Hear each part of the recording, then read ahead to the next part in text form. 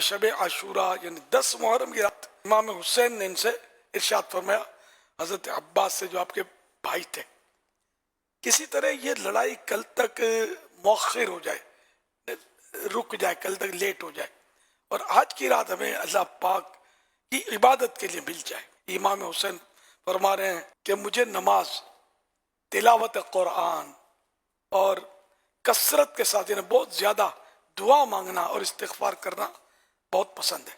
ہم محبان صحابہ اہل بیت اور خصوصاً محبان امام حسین کے لیے قابل غور بات ہے۔ ہم سے نماز نہیں پڑھی جاتی، صاف بات ہے، فجر میں ہم سے نہیں اٹھا جاتا، اور مسجد میں رہتے ہوئے بھی پوری جماعت حاصل کرنا یہ بھی بڑا مشکل ہے ہمارے لیے۔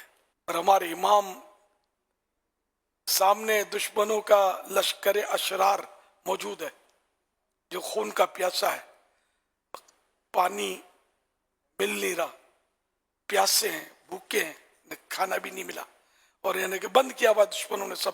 اس کے باوجود نماز کا شوق کیسا ہے، رات مانگ رہے ہیں، یعنی چاہ رہے ہیں کہ رات ایک اور مل جائے تاکہ اپنے رب کی عبادت کرنے ہم۔ اللہ ہمیں بھی امام علی مقام کی عبادت کا صدقہ نصیب کر دے کہ ہمارا بھی کوئی نمازوں میں، تلاوتوں میں اور ذکر و اذکار میں، درود و سلام میں دل لگ جائے۔